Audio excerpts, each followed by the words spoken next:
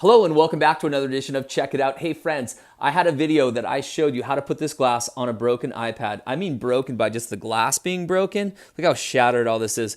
But listen, this has the new glass on it and it works absolutely perfect. You don't feel any of the cracks, nothing like that.